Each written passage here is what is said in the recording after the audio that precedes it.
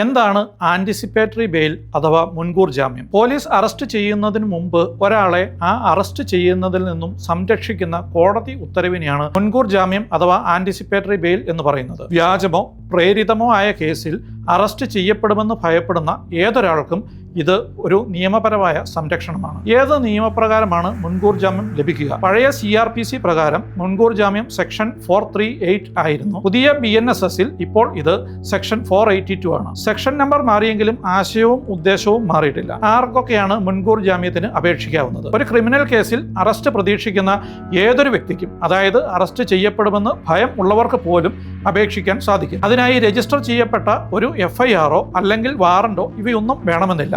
Arrest ചെയ്യപ്പെടുമെന്നുള്ള ഭയം മാത്രം മതി. മുൻകൂർ ജാമ്യത്തിനായി എവിടെയാണ് അപേക്ഷിക്കേണ്ടത്? മുൻകൂർ ജാമ്യത്തിനുള്ള അപേക്ഷ ഹൈക്കോടതി അല്ലെങ്കിൽ സെഷൻസ് കോടതിയിൽ സമർപ്പിക്കാവുന്നതാണ്. രണ്ട് കോടതികൾക്കും മുൻകൂർ ജാമ്യം അനുവദിക്കാൻ അധികാരമുണ്ട്. കോടതി മുൻകൂർ ജാമ്യത്തിനായി എന്തൊക്കെയാണ് പരിഗണിക്കുന്നത്? മുൻകൂർ ജാമ്യം തീരുമാനിക്കുമ്പോൾ കോടതി നിരവധി പ്രധാന ഘടകങ്ങൾ പരിശോധിക്കുന്നു. പരാതി ദുരുദ്ദേശത്തോടെയാണോ നൽകിയിരിക്കുന്നത്? കുറ്റപത്രം വ്യാജമാണോ അതോ രാഷ്ട്രീയ പ്രേരിതമാണോ? കുറ്റകൃത്യത്തിന്റെ സ്വഭാവവും ഗൗരവവും, അപേക്ഷകന്റെ മുൻകാല പെരുമാറ്റവും സ്വഭാവവും എന്താണ്? പ്രതി ഒളിച്ചോടാനോ തെളിവുകൾ നശിപ്പിക്കാനോ ഉള്ള സാധ്യതകൾ ഉണ്ടോ തുടങ്ങി എല്ലാ ഭാഗങ്ങളും പരിശോധിക്കും. മുൻകൂർ ജാമ്യം നൽകുമ്പോൾ കോടതിക്ക് പല വ്യവസ്ഥകളും നിശ്ചയിക്കാനാവും. ഉദാഹരണത്തിന്, പ്രതി അന്വേഷണവുമായി സഹകരിച്ചിരിക്കണം, സാക്ഷികളെ ഭീഷണിപ്പെടുത്താൻ പാടില്ല, ആവശ്യമുള്ളപ്പോൾ പോലീസിന് മുന്നിൽ ഹാജരാകണം, അനുവാദമില്ലാതെ ഇന്ത്യക്ക് വെളിയിൽ പോകാൻ പാടില്ല എന്നിങ്ങനെയുള്ള പല നിബന്ധനകളും വെക്കാൻ സാധിക്കുന്നതാണ്. ഈ വ്യവസ്ഥകൾ വ്യക്തി സ്വാതന്ത്ര്യത്തിനും ശരിയായ പോലീസ് അന്വേഷണത്തിനും ഇടയിലുള്ള സന്തുലിതാവസ്ഥ ഉറപ്പാക്കുന്നു. മുൻകൂർ ജാമ്യങ്ങൾ നിഷേധിക്കാവുന്ന സാഹചര്യങ്ങൾ ഉണ്ട്. കോടതി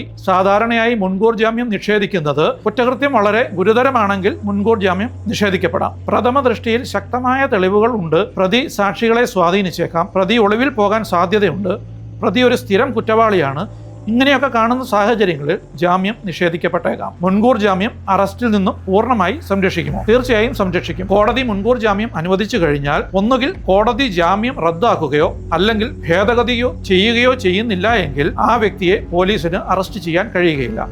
എന്നാൽ ഓർമ്മിക്കുക, കേസ് അവസാനിക്കുന്നു എന്നല്ല ഇതിനർത്ഥം. ആ വ്യക്തി ഇപ്പോഴും അന്വേഷണത്തിനും വിചാരണയിലും പോലീസിനോടും കോടതിയോടും സഹകരിച്ചിരിക്കണം. മുൻകൂർ ജാമ്യം സ്ഥിരമായ ഒരു കാര്യമാണോ? BNSSൽ കോടതി അത് റദ്ദാക്കുന്നില്ല എങ്കിൽ വിചാരണ അവസാനിക്കുന്നതുവരെ മുൻകൂർ ജാമ്യം പ്രാബല്യത്തിൽ തുടരും. നിയമത്തിന്റെ ദുരുപയോഗത്തിനെതിരെ ശക്തമായ ഒരു സംരക്ഷണമാണ് മുൻകൂർ ജാമ്യം.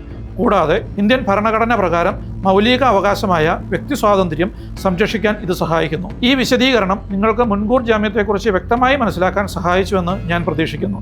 ഈ വീഡിയോ നിങ്ങൾക്ക് ഉപകാരപ്രദമെന്ന് തോന്നിയാൽ കൂടുതൽ നിയമ വീഡിയോകൾക്കായി ലൈക്ക് ചെയ്യുക, ഷെയർ ചെയ്യുക, സബ്സ്ക്രൈബ് ചെയ്യുക. മറ്റേതെങ്കിലും BNSS, BNS അല്ലെങ്കിൽ BSI വിഷയത്തെക്കുറിച്ച് ഒരു വിശദീകരണം വേണമെങ്കിൽ താഴെ കമൻറ്റ് ചെയ്യുക.